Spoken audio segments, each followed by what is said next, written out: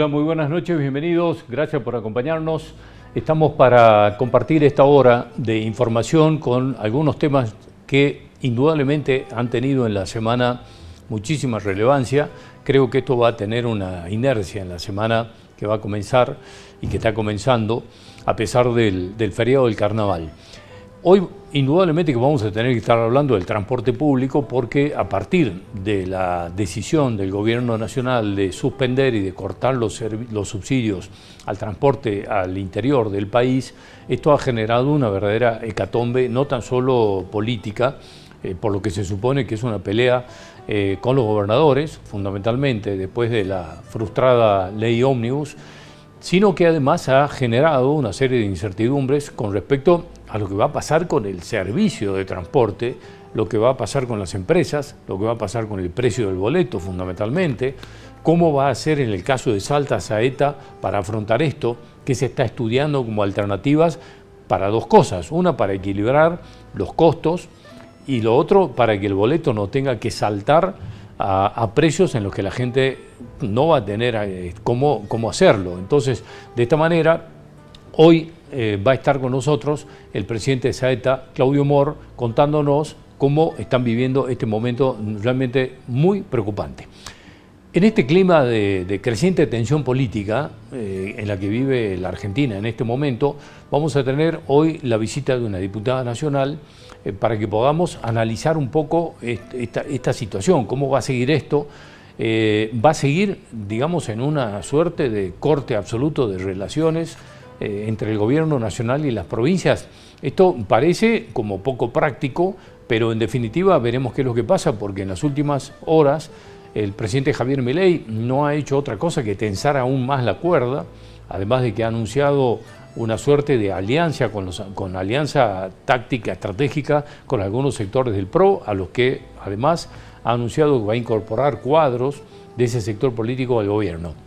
Del tema nos vamos a estar ocupando, por supuesto, porque es, me parece, el tema que va a tener discusión en los próximos 10 o 15 días. De esto, y para tratar de entender un poco las cosas y que vayamos teniendo diferentes miradas, diferentes análisis, hemos invitado hoy a un periodista y a un investigador social para que nos ayude a evaluar este momento, que nos ayude a pensarlo, a ver cómo puede salir esta jugada de Milei, qué podemos esperar para el futuro y fundamentalmente si los planes que tenía Milei se van a terminar cumpliendo, qué va a pasar con la ley ómnibus y con lo que era ese paquete de medidas económicas que se tenía pensado. De todo esto hablamos en el programa de hoy, así que bienvenidos, gracias por acompañarnos.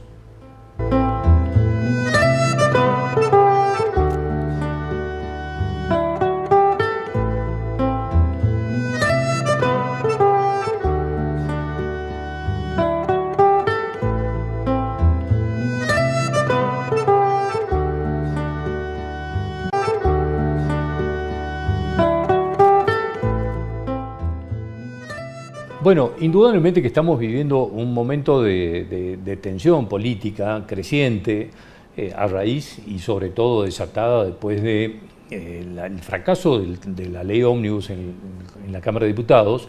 Y queríamos hoy hablar con la diputada nacional Emilia Orozco porque en definitiva, además que ha sido protagonista de algunos discursos bastante fuertes, queremos ver cómo se analiza dentro de La Libertad Avanza esto que ha ocurrido, cuál es el futuro de la ley ómnibus y definitivamente hay que descartarla con posibilidad de tratamiento y sobre todo de estos últimos acontecimientos que han ocurrido, que se habla como de cierto castigo del gobierno nacional a las provincias. De todo esto hablamos con ella, así que le agradecemos que nos esté acompañando. Muchas gracias, como siempre. Buenas noches, muchas gracias por la invitación, un placer. Al contrario, el placer es nuestro. Bueno, Emilia, han pasado por días de mucha tensión realmente. Sí, difíciles. ¿Qué va a pasar con la ley ómnibus? ¿Está definitivamente archivada? Yo en principio, te escuchaba atentamente en la introducción, no lo veo como un fracaso. Al contrario, creo que el fracaso hubiese sido si continuábamos con la votación y nos seguían bajando artículos. Empezamos muy bien, no sé si vos seguiste, el primer artículo veníamos bien y luego empezaron a caer los incisos a pedido de los bloques llamados dialoguistas con quienes supuestamente teníamos el acompañamiento. la ley no hubiese llegado al recinto si el Ejecutivo no se habría asegurado de tener el consenso para poder lograr su aprobación, porque si no era un fracaso cantado. Sin embargo, creo que esto es beneficioso en el sentido de que sabemos dónde estamos parados, como decimos en Salta, sabemos con qué bueyes aramos, con quién podemos contar y con quién no, y sobre todo hemos demostrado que, lejos de ser un gobierno autoritario, que no iba a estar en el diálogo, que no iba a ceder, hemos iniciado con una ley de más de 600 articulados y hemos terminado con una ley de 383 artículos.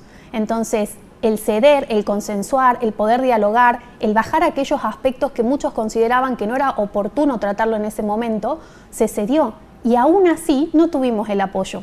Entonces, siendo un gobierno nuevo, creo que esta instancia nos ha dejado un gran aprendizaje y sinceramente no sabemos qué va a suceder. La ley volvió a la comisión, es decir, foja cero. La aprobación en general y demás quedó de la nada. En caso que se retome nuevamente en sesión, hay que empezar nuevamente de cero. Ahora, esto de que el presidente Milei anunció que se retira la ley, ¿esto lo han tomado así? ¿Se lo va a retirar? ¿O fue, digamos, una ofuscación momentánea?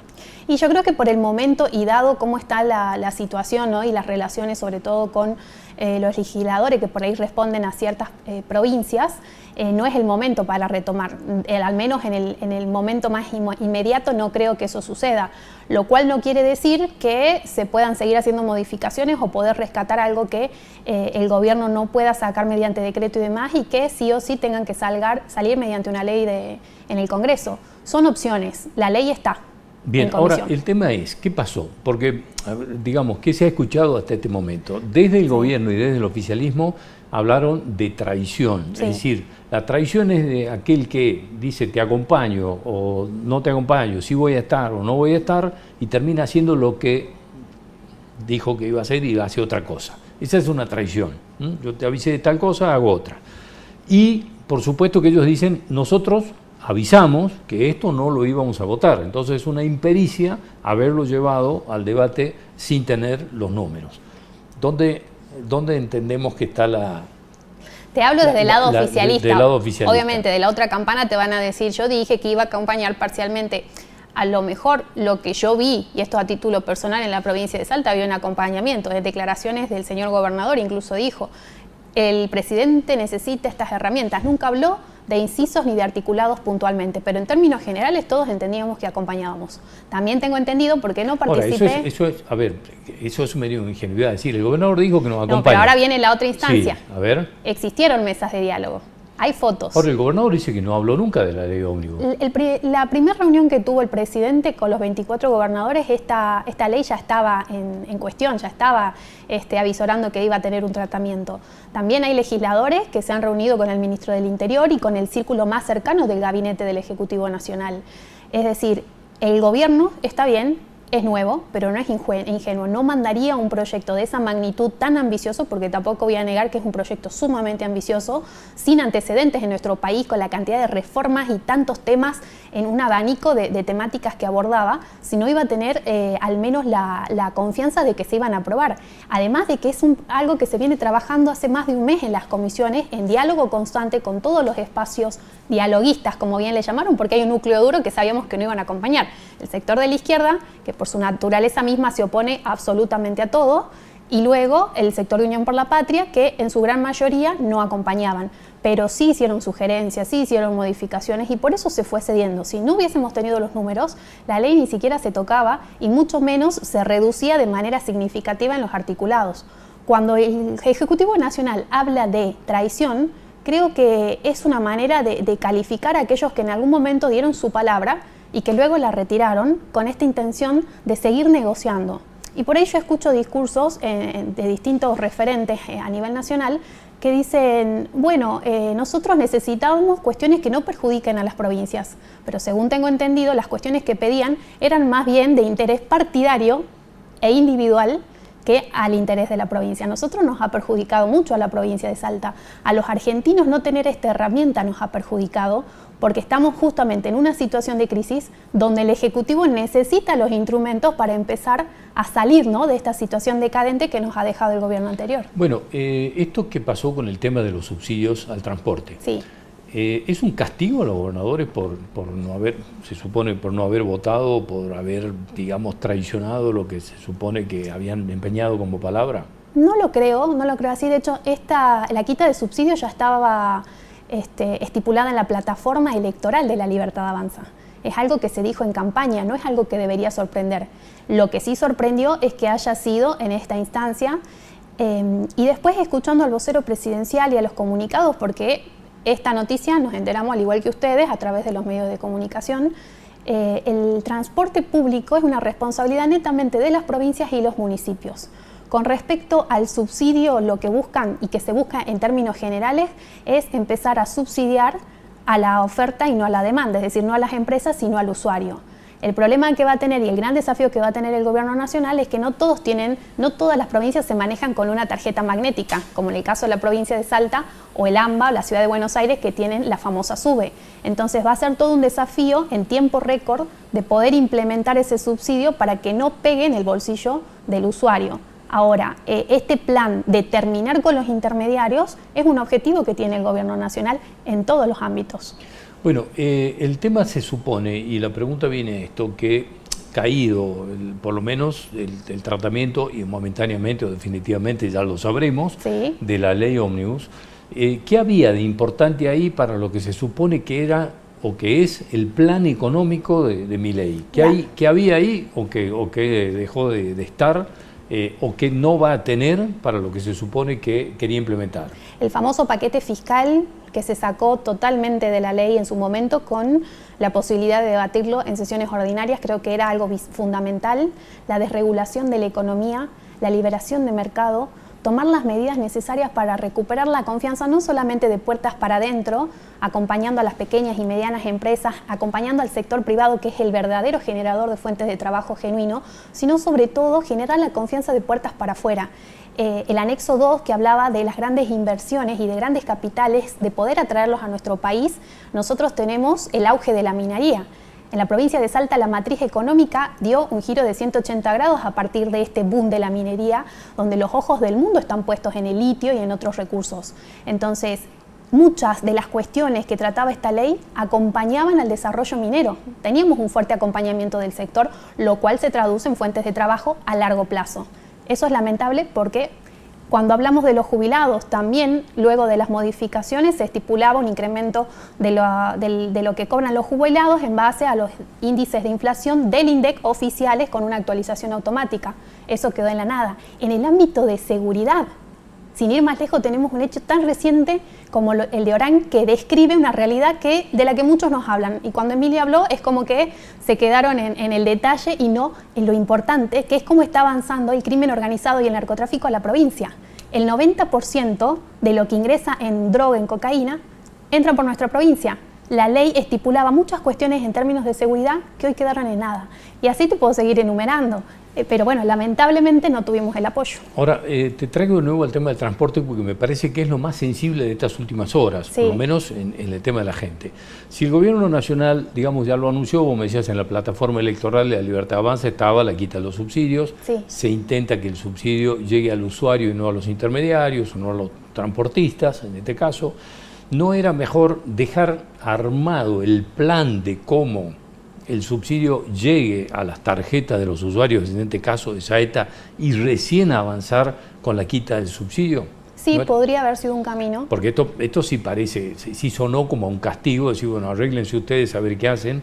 Ahora, el tema es que yo no creo que los empresarios se vayan, ni les vaya a faltar plata, ni vaya a pasar nada de esto. Me preocupan los usuarios, digamos, porque si esto se traduce en un inmediato salto del precio del boleto, sí es un golpe social fuerte. Totalmente, totalmente, pero cuando nosotros hablamos de las herramientas que el Ejecutivo necesita para subsanar la difícil situación, la crisis social, económica, monetaria, de todos los ámbitos que estamos hablando, es un trabajo en conjunto con los gobernadores. Entonces, en esta falta de acompañamiento y partiendo de la base que el presidente lo dijo muy bien en su alocución, ni bien asumió como presidente el no hay plata, esa es una realidad. Entonces, el no darle las herramientas al Ejecutivo Nacional, también hay que demostrarle y darle un baño de realidad a los gobernadores de que el gobierno nacional no viene a poner parches como hacía el gobierno anterior con una sobreimpresión de dinero, diciendo, bueno, tratemos de subsanar y paliar paulatinamente los problemas. Este gobierno viene a subsanar de raíz los problemas y los gobiernos provinciales decidieron no acompañar. Entonces, yo no tengo dudas que hay un plan, seguramente que hay un plan, no creo que se haya tomado una medida de estas apresuradas, mucho menos si ya estaba anunciado en la plataforma de gobierno. Todas las cuestiones que va tomando y las decisiones que va tomando este gobierno son previamente planificadas, hay un gran equipo de trabajo detrás y obviamente que espero que el mayor perjudicado no sea el usuario y ahora, que haya un plan para poder salvar esta situación. Emilia, parecerían y da la impresión que están dinamitados todos los puentes de diálogo, por lo menos con los gobernadores, ¿no? Es imposible, digamos, llevar un gobierno sin que no tenga diálogo con ningún gobernador. Digamos, en algún punto tiene que encontrarse puntos de diálogo. Ahora la tensión parece ir subiendo y los puentes se van dinamitando cada vez más. En esta batalla cultural donde los círculos están muy viciosos y donde la vieja política tiene otras estrategias de comunicación, tratando de negociar intereses particulares y partidarios quizás, y esto a título personal, yo veo que hay una proyección más bien de acá a 2 años, están mirando más bien las elecciones, de dónde hacen caja, cómo consiguen cargos, necesito esto, necesito lo otro, fíjate cuánto me das, y no están pensando en las soluciones inmediatas. Yo creo que el gobierno nacional lo que está haciendo es tratando de sacar este país a flote, logrando un equilibrio fiscal, tratando de que la inflación baje y que los argentinos empiecen a mejorar su calidad de vida en el día a día, porque yo te puedo decir, en la macroeconomía, perfecto, se logró un superávit fiscal, un superávit monetario, después de tantos años que estábamos con un déficit, en definitiva, pero hablamos de lo macroeconómico. Ahora, en la microeconomía, en el día a día, y cuando el vecino va a comprar un paquete de yerba, dice, che, Mila, todo muy lindo, pero yo no veo el cambio, al contrario, las cosas me aumentan todos los días. Esto es paulatino, recordemos que las malas decisiones que se tomaron en la última etapa del gobierno anterior y están teniendo sus efectos ahora, sus consecuencias. Y esto lo dijo Javier Milei, no iba a ser fácil y tampoco nos la están haciendo fácil la oposición. Si el diálogo al que se refieren o al que están acostumbrados algunos gobernadores es ¿qué me das? Y bueno, claramente este gobierno no está dispuesto a dialogar en esos términos.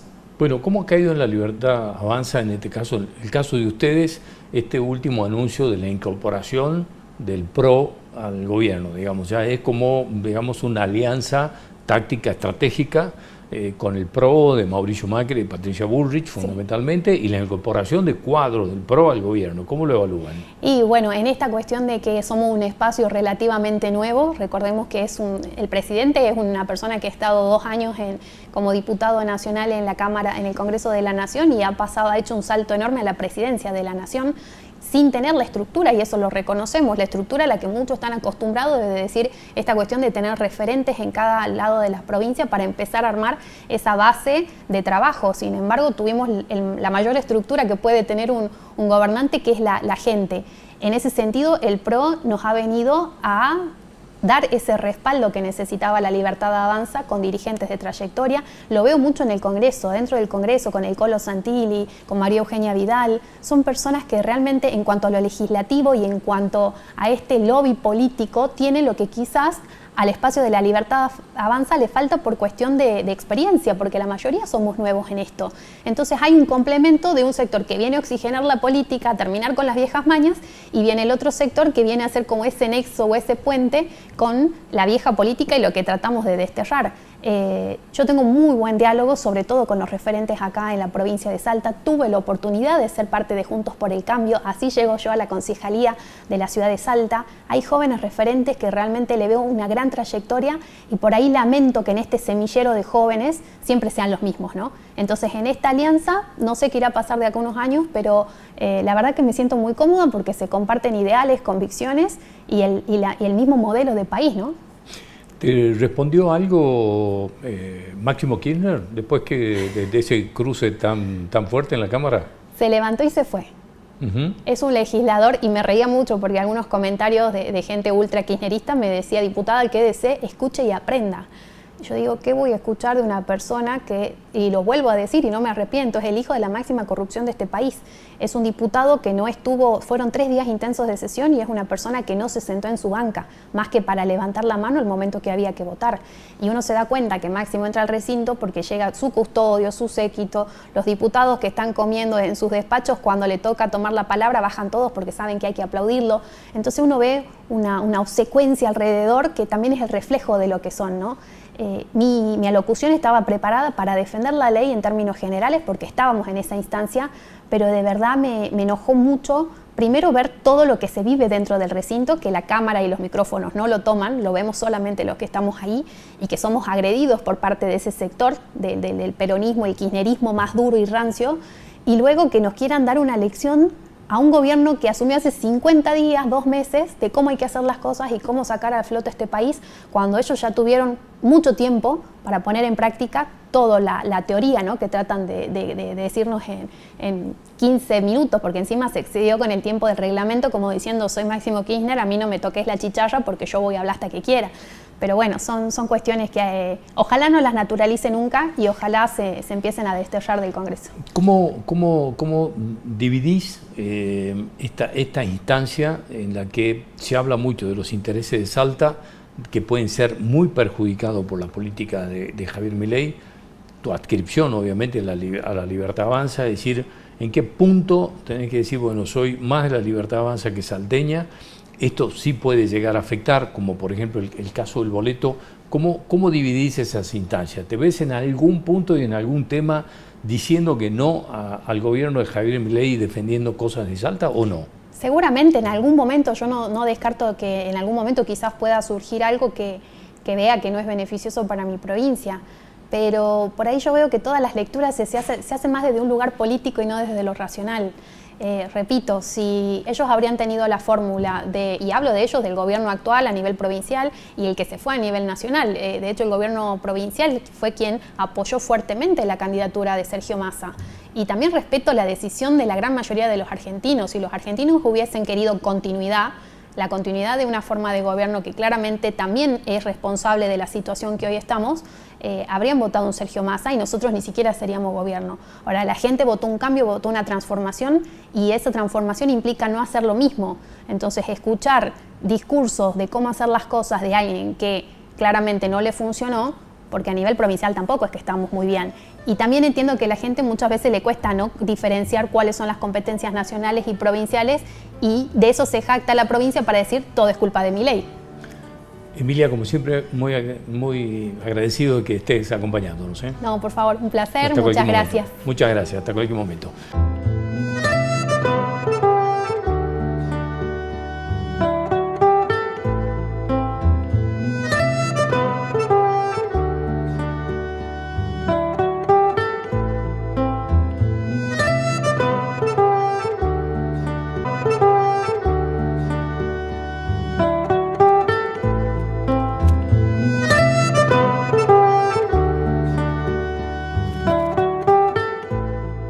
Bueno, queríamos con Gustavo Iovino, a quien hemos invitado hoy, que es periodista, es investigador social, y que nos ayude a pensar y a despejar un poco la neblina de este momento de tensión política, un poco de confusión política, a ver cómo seguimos para adelante con esto y qué está viendo que puede llegar a pasar. Así que Gustavo, como siempre, gracias por estar acompañándonos. Muy bien, gracias. Yo no sé si despejar la neblina o debemos aprender a vivir con neblina y niebla. Bueno, nos vamos a Londres. Podemos pasar todavía. Nos vamos a Londres. En escala a la niebla, sí. Sí. Bueno, ahí tendremos que hacernos asesorar con londinenses. Claro, cómo vivir en la neblina. Más o menos. Bueno, ¿cómo creo que esto Sí. va a servir para la política internacional también, porque creo que aparece un nuevo estilo, una nueva forma, que incluso es difícil encontrar antecedentes en el mundo, ¿no? Y bueno, lo que veo es que primero esa confusión en relación a la neblina, a la figura de la neblina, es que no te queda en claro si esto está hecho adrede, si acá hay una planificación casi de jugada de pizarrón, o es accidental, o forma parte de la impericia. Es decir, se te van despertando dudas, ¿no? Diciendo, esto no puede ser. Primero y principal, esto es distinto. Se está manejando de una manera distinta. Donde se camina aquí al borde, ¿no? Al precipicio. Y algunas veces vos decís, se cae, y no se cae. En el sentido también figurativo, ¿no? De que, por ejemplo, nos pasó con el debate, el último debate. Uh-huh. Todos los comentarios, desde las observaciones clásicas, desde la política, la comunicación, todo eso, uy, mirá vos cómo el profesionalismo de Massa se impuso. No fue eficiente eso. Bueno, al contrario. Esto mismo pasa ahora. Esto mismo se lo pregunté ya a 2 consultores, que lo tenía preparado para preguntártelo, te has adelantado, pero esto es decir, está pasando lo del debate, sí. Digamos que la política tradicional, el análisis periodístico, político, tradicional, ve una cosa y parece que las redes marcan otra realidad. Bueno, claro, es la sociedad.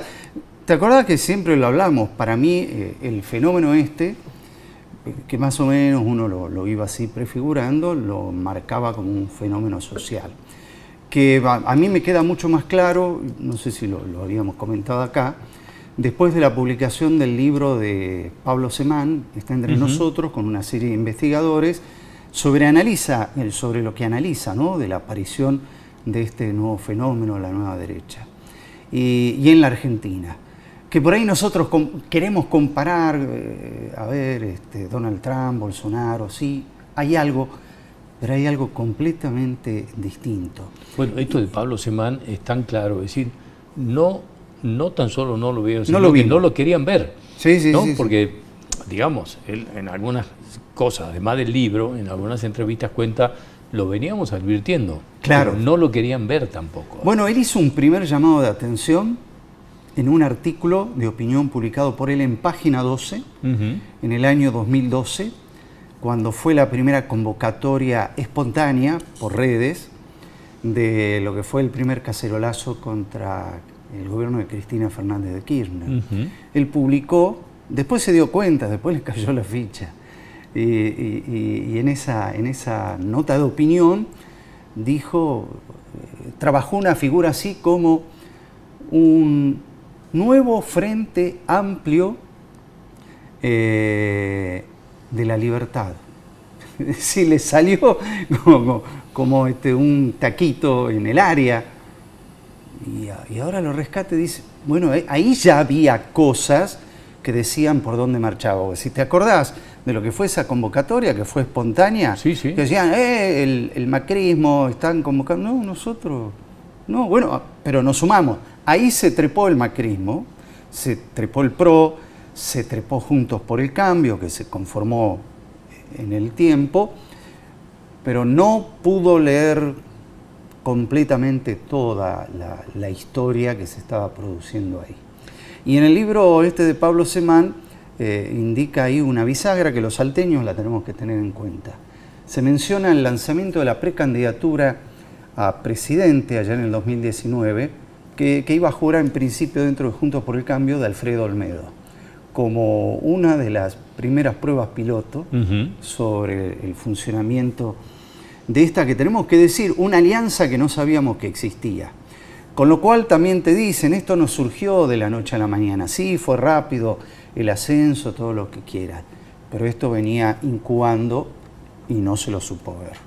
Bueno, además, digamos, terminó ayudado por todos, sí. Porque en definitiva está ya comprobado que Sergio Massa puso fichas, aportó mucho para el crecimiento de Milei, para debilitar a Juntos por el Cambio, cada uno con sus objetivos, pero lo alimentaron de distintos lugares, el monstruo creció y el monstruo se lo comió, ¿no? Más o menos como para que lo describamos. El tema es que hoy, y creo que coincide con vos, todo es nuevo, entonces estilo disruptivo, confrontativo, esto de quemar todos los puentes, no hablo ni un gobernador, los castigos, digamos, esto rompe y además, con todo esquema conocido. Además, avanza mucho más en la grieta y además genera él oposición, es decir, los manda a los gobernadores para allá, a ciertos legisladores para allá, Y en esa profundización de la grieta, que en realidad también es una vieja práctica y algo estudiado desde las ciencias sociales y las ciencias políticas, tiene que ver con esto que está en la discusión política, si es el consenso o la confrontación. Lo que Ralph Dahrendorf, un estudioso del tema, hablaba de la teoría del conflicto, ¿no? Cuando todos hablan, no, esto hay que consensuar, lo que pretendieron hacer todos, lo que en parte también se hizo ahora como experimento, pero consensuar hasta cierto nivel. Si la cosa no funciona, profundizar el conflicto. Y en el profundizar el conflicto, marcar el contraste, marcar los opuestos, los que están allá, los que están acá. ¿Y qué es lo que pasa? Que lo practicó el kirchnerismo en muchas oportunidades. Bueno, por eso te decía que no es nuevo, ¿no? Porque es exactamente el mismo modelo. Lo mismo que pasaba en los 60, los 70 con la oligarquía y las masas populares. Braden o Perón. Braden o Perón. En los 70, incluso la Coordinadora Nacional del Radicalismo, pueblo antipueblo. Y acá es casta o los políticos tradicionales, o los gremialistas prendidos con los políticos, o los empresarios prebendarios de la obra pública. Allá es lo mismo, es el mismo modelo, así como el socialismo de Chávez, el socialismo siglo XXI, esto es justamente la teoría del conflicto en Argentina, siglo XXI. En vez de ser los aristócratas, es la casta. En vez de ser las masas populares, es la gente, los ciudadanos, que optaron por la libertad. Bueno, en este planteo es que además Milei se encuentra con un escenario sin liderazgos al frente, porque no hay liderazgo. Es decir, vos fíjate qué pasa dentro del peronismo, kirchnerismo, como lo quieras llamar, están todos desaparecidos, ni Cristina, ni Alberto, ni Massa, no hay. Bueno, vos fíjate que ahí hay varios fenómenos. Uno es, por ejemplo, el mundo de los estudios de la opinión pública, de las encuestas, donde todas las semanas hay encuestas. Hay que ver bien también quién genera la encuesta y qué intereses tiene, porque responde a ciertos clientes. Sí, claro. No nos engañemos. Pero más o menos todas te van presentando grandes cosas. Te van presentando, por ejemplo, cierto como que se le van cayendo pasajeros a Milei. Pero vos tenés que ver el otro lado también.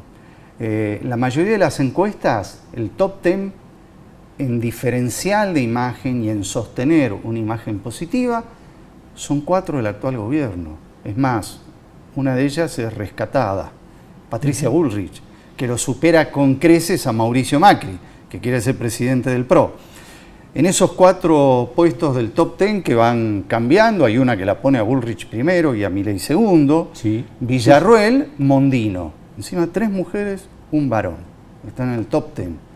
Cuando vas abajo de todo, aparece en una última donde está Bullrich arriba, está abajo de todo Gerardo Morales.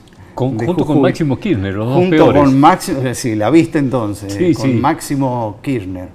La tenés a Cristina, lo tenés a Massa, por supuesto que lo tenés a Caputo, pero con menos conocimiento de la gente. Claro, ¿qué es lo que pasa? No tenés enfrente referentes. No sé por qué no lo están midiendo mucho a los sindicalistas, que sería bueno ver qué pasa con padre e hijo Moyano. Pero, por ejemplo, hay un dato muy interesante. En esa encuesta, desde la oposición dura, el que mejor puntúa es el que fue el otro candidato a presidente, Grabois. Sí. Que justamente es el que mejor contrasta en ese conflicto de unos y otros, es el que mejor contrasta, y después Kicillof. Entonces, eso también se ve. Está bien, yo pierdo fuerza estando en el poder, teniendo el poder, administrando el poder, teniendo la capacidad de en un momento decir, retiro todo. Y otra cosa es estar en la oposición, donde la oposición se supone que tiene que ganar ciertos puntos, tampoco los gana. No los gana ni uno ni lo otro. Pero genera una claridad allí en el conflicto. Que calculo que Milei celebrará que si sus adversarios son Grabois y Kicillof, quizás es lo que está pidiendo, ¿no? Capaz que es lo que está eligiendo. Estoy haciendo una descripción táctica estratégica, Sí, no sí, estoy claro, diciendo sí. esto está mal, esto está bien. Esto es lo que hay, lo que tenemos. Y tenemos que ver cómo funciona y a dónde lleva. Bueno, para un próximo programa te convoco y me Bueno. contás a ver qué salió de esta charla, a ver qué se va No, seguramente. qué va apareciendo. Que hay nuevos elementos. Gracias. Gustavo, como siempre, gracias por venir. No, gracias a vos. Muy amable.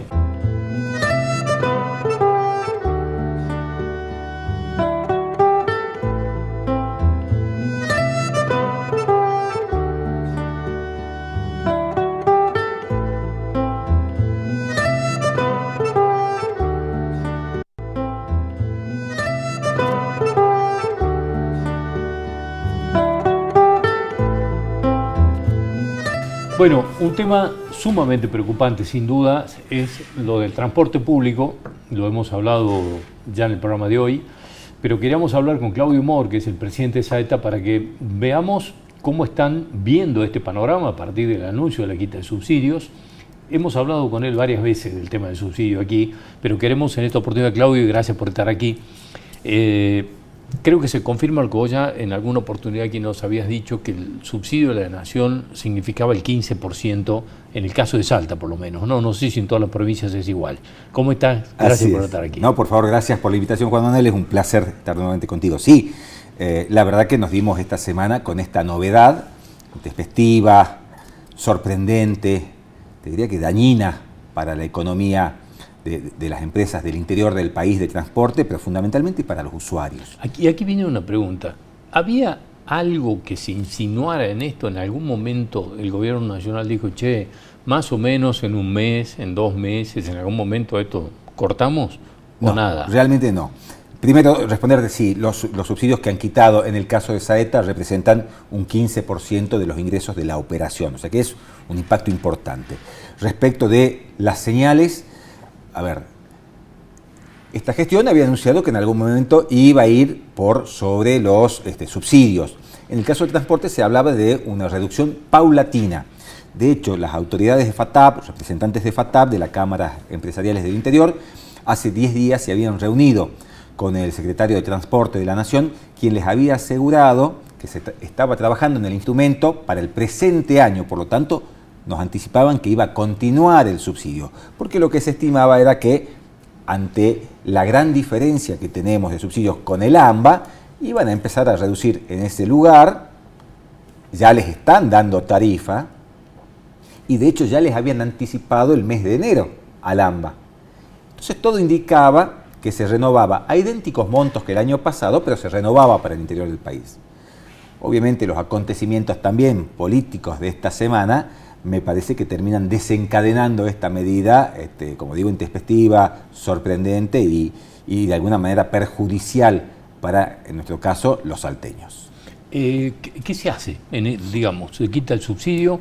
¿Qué plan hay en el caso de SAETA? Porque, digamos, lo primero que piensa el usuario, escucha esto, dice, aumenta el boleto, ¿a cuánto se va? Cuando ya están, digamos, con dificultades para pagar el actual, ¿no? Sí, nosotros hoy estamos ya con la primera etapa del aumento y en marzo se termina de perfeccionar esa situación, con lo cual tendremos un boleto a partir del 4 de marzo de 490 pesos.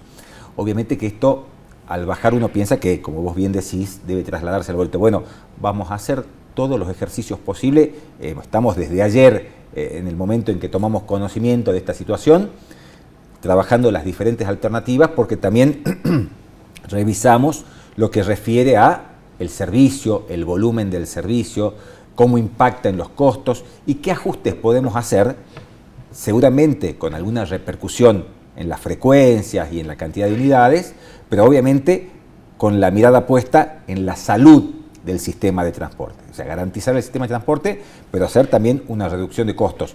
No solamente trasladar a boleto, porque claro, como puede pasarle a algún funcionario, tal vez en Capital Federal, que intenta cerrar números, el Excel siempre te va a dar perfecto y nunca te va a discutir nada. Los números en el escritorio cierran, pero la realidad de la gente es, cuando hoy estamos hablando de que un boleto sin ningún tipo de subsidio podría salir más o menos aproximadamente 1.100 pesos, el número es correcto, es exacto, no miente. pero ¿la gente podrá pagar eso? Claro. Esa es la gran pregunta. Entonces, ahí es donde nosotros, los que tenemos responsabilidad, tenemos que compatibilizar la realidad, las necesidades económicas, pero también la necesidad de la gente. Claro, porque no es tan solo el 15%. Digamos, si uno atiende a toda la realidad, digamos, te quitan el 15% del subsidio, pero junto con una inflación que se está calculando entre 20, 20 y pico, 20 y 21 más o menos, con un boleto que después que pusieron el nuevo aumento del boleto, saltó un poco más en la nafta, es decir, los combustibles. Un boleto que va a terminar de concretarse su incremento en marzo, pero calculada con la realidad de diciembre. Claro, ya está desfasado. Ya está desfasado porque tuvimos el aumento del 27% de los combustibles, el del 11% de ahora de febrero, el primero fue en enero, y estamos en plenas discusiones paritarias. O sea, esto ya deja en la historia lo que son los costos. Pero además tenemos esta doble implicancia, la inflación y la pérdida del subsidio nacional. Te agrego algo más que nos pone en riesgo, que no podemos dejar de atender, y es que la provincia, que es la gran aportante para que funcione el sistema de transporte, aporta aproximadamente el año pasado el 63% de los recursos lo ha puesto la provincia, también está recibiendo menos fondos de nación. En enero, por mencionar ese mes, 15.000 millones de pesos menos por coparticipación, que ha llegado menos fondos, por transferencias directas, por otros planes que llegan a través de educación, salud y otras áreas de la provincia. Entonces también, porque uno podría decir, bueno, no lo pone Nación, nos daremos vuelta y pediremos colaboración a provincia. Provincia se ve afectada en sus ingresos y en sus recursos, y obviamente que tiene una multiplicidad de obligaciones que uno no puede desatender solo para atender el transporte. Entonces hay tres incidencias más que importantes, y uno piensa, la tarifa, no, nosotros queremos hacer hasta lo imposible para evitar grandes subas en tarifa, porque sabemos que impacta a la gente que más lo necesita. Así que estamos haciendo este ejercicio en un abanico de opciones, de mirar nocturnos, no para suspenderlos, pero hacerlos más eficientes, para revisar la tarifa del nocturno, porque es muy poca demanda para un costo muy alto en esa franja horaria.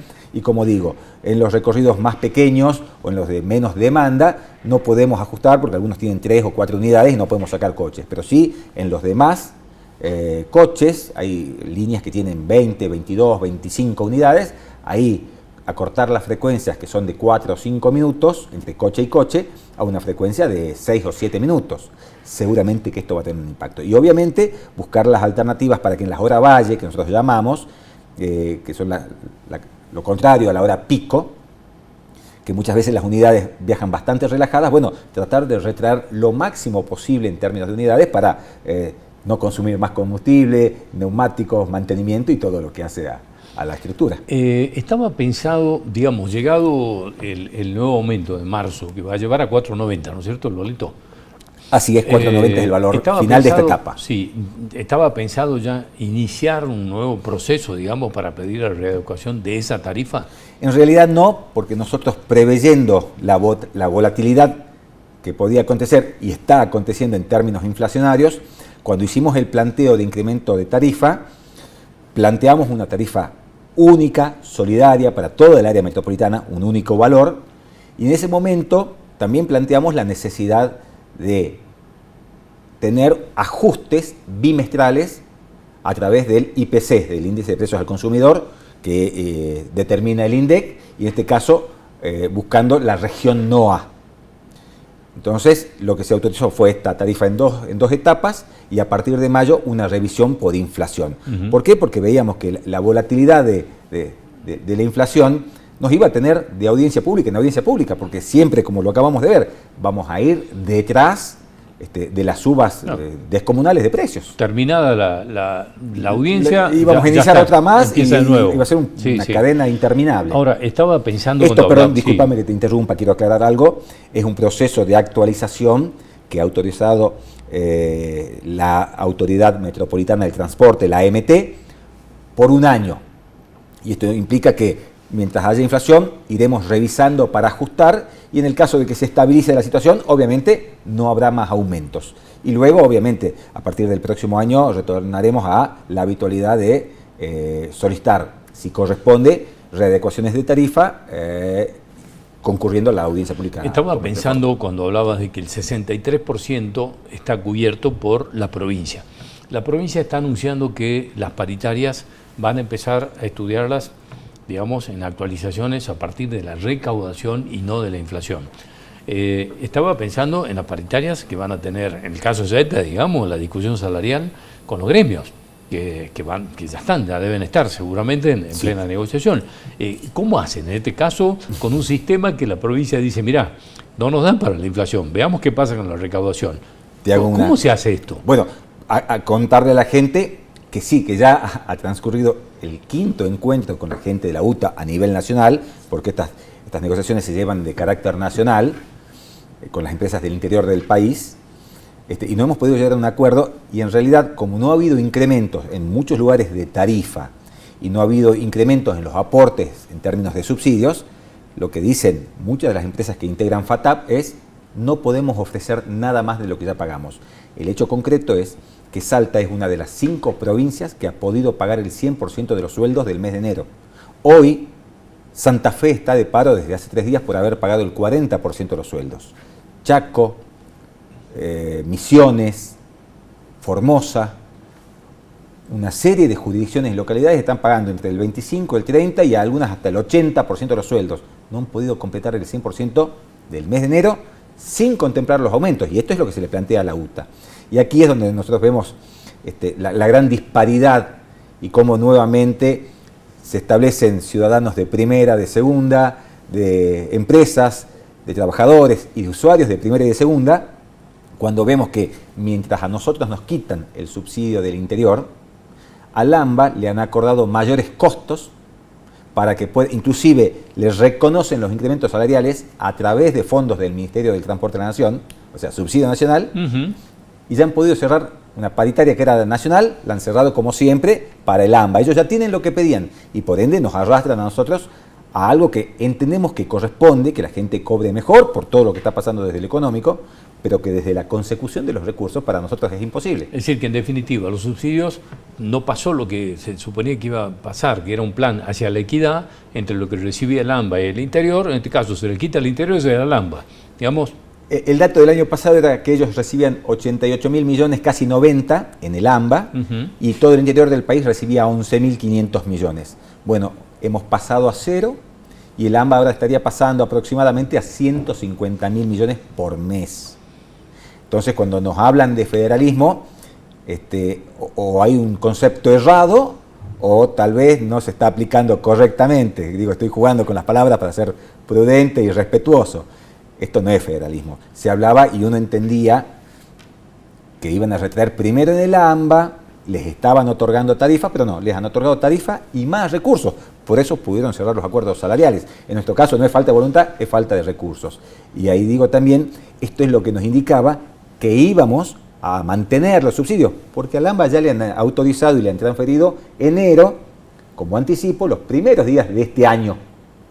Eso nos alentaba a pensar que los íbamos a sostener nosotros. Bueno, aparentemente, como te decía hace un ratito, los acontecimientos políticos han desencadenado una decisión contraria a lo que había manifestado el secretario de Transporte de la Nación. No me queda mucho más tiempo, pero no quería dejar de preguntarte porque esto en definitiva impacta contra lo que se supone que son las estrategias en el mundo de desalentar el uso del auto. Digamos, las estrategias en toda la ciudad del mundo es que se utilice el transporte público para desalentar la utilización de los autos. Esto va a contramano de todo eso. Sí, seguramente que sí. Nosotros entendemos que los subsidios han distorsionado la ecuación desde allá por el año 2001, 2002 en adelante, cuando comienzan estas crisis sistemáticas en nuestro país. Entendemos que la gente debería pagar la tarifa como la pagábamos antes, que teníamos esta equivalencia, donde el boleto equivalía a 1 litro de combustible. Bueno, obviamente el devenir de los acontecimientos económicos, la crisis, la depreciación de los ingresos, de los salarios, han hecho que sean necesarios los subsidios para apoyar socialmente a la gente. Entendemos que debía hacerse esto de la quita de los subsidios, pero no de esta manera, tan brusca y tan dañina, como digo. Y sí, nosotros queremos desde Saeta, y de hecho hemos tenido reuniones con los intendentes del área metropolitana, con Emiliano Durán aquí en la capital, trabajando para que el colectivo sea una opción mejor cada día, planteando opciones al transporte y a la movilidad fundamentalmente, y de hecho nosotros hemos tomado medidas para que el transporte vaya descomprimiendo el centro, sacando muchas líneas e incorporando recorridos por fuera del macro centro de la ciudad. Pero bueno, algunas medidas atentan contra esta situación. Ahora, nosotros creemos que hay mucha gente que va a buscar una alternativa respecto del transporte, serán bicicletas, motos, pool de vehículos y estas situaciones, pero también no hay que descuidar que los costos de estacionamiento, el combustible, los costos de seguro y mantenimiento de un auto, también hacen que mucha gente deje su auto parado tal vez para el fin de semana y se suba al colectivo. Así que veremos cómo se comporta esto que es tan dinámico. Gracias como siempre, Claudio, por venir. Muy amable. Hasta cualquier momento. Muchas gracias. Nosotros nos vamos a reencontrar el próximo miércoles a las 8 de la noche, a las 11 de la noche, perdón, en esta misma casa, en Somos Salta. Gracias por acompañarnos.